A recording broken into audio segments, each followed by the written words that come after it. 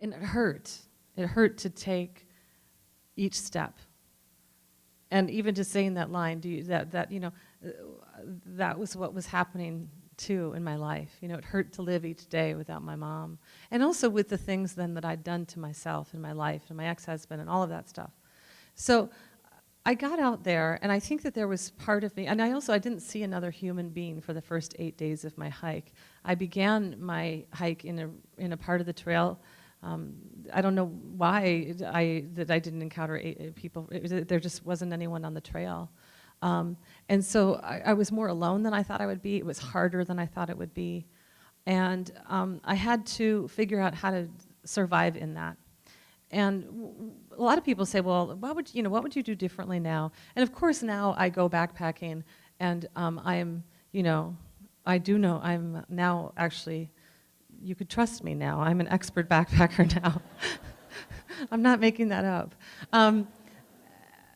But it's funny because I'm actually grateful that I went out there in that kind of somewhat dunderheaded way. I didn't harm anyone.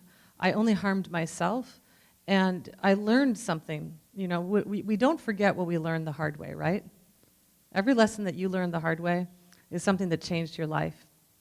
And I needed to have my life change. I went out on that trip thinking of this kind of soft soundtrack music, of like the experience in the wilderness that I would have in my grief.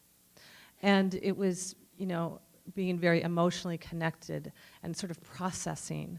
But I realized, first of all, I didn't need to process anything. I was emotionally connected. It was, in some ways, the opposite. I needed to get out of my head and into my body. And that backpacking experience, it certainly brought me into the body. I wasn't, contemplating how sad I was. I was contemplating how much my feet hurt, where the next water source was, and where I was going to camp that night, and the logistics, if I was going to be eaten by a mountain lion or not, all of that stuff. And it was just very much, exactly what I needed. And I think so many of the best journeys are that, right? You think you go in, you're seeking one thing and you get another, and that becomes the deeper lesson.